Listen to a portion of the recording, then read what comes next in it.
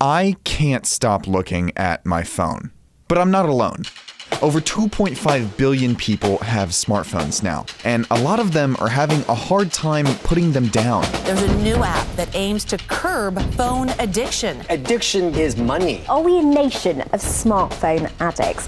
The problem is, our devices are designed to keep us engaged. They're intentionally addicting. But if you understand the tricks that grab your attention, you can learn to have a healthier relationship with your phone.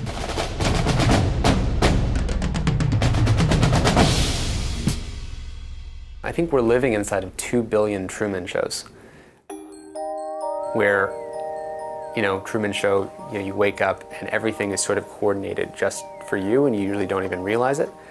But it's coordinating just to entertain you or just to engage you. That's Tristan Harris. He worked as Google's design ethicist, and now he runs a nonprofit initiative called Time Well Spent, advocating for awareness of how tech companies profit off of users' attention.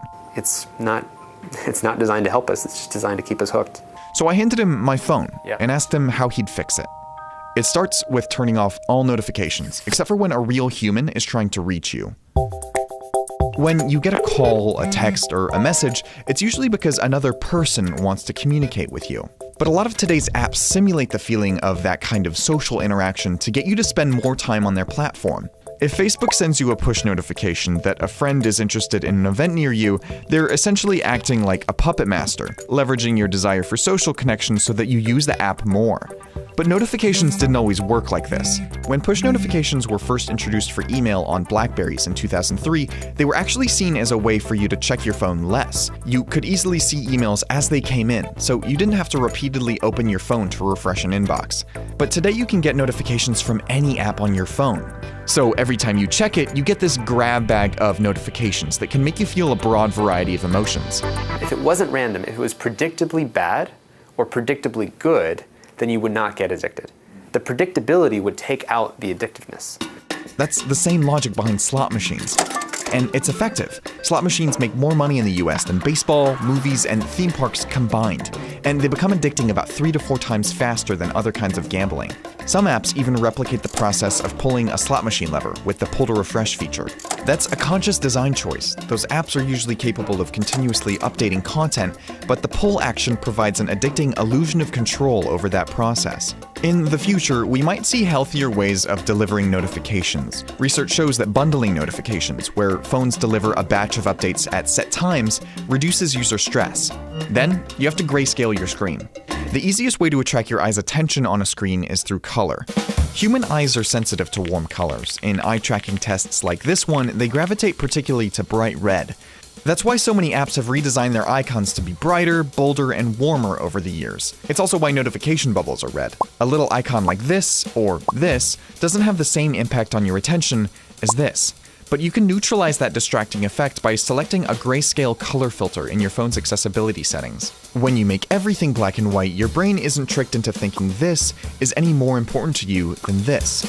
I mean, there's a reason why slot machines are, bright in color and have flashing lights and ding, ding, ding, ding, ding, and they have the sensory input too, right? And so just noticing that if I take out the color, it changes some of the addictiveness.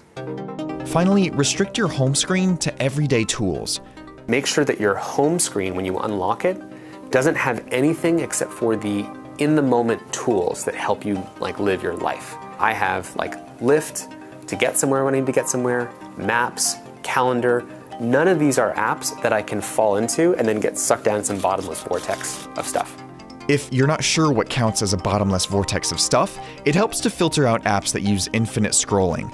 Unlike pagination, where users have to click to load new content on another page, infinite scrolling continuously loads new material, so there's no built-in endpoint. Video autoplay works in a similar way. These interfaces create a frictionless experience, but they also reduce a user's sense of control and make it harder to stop.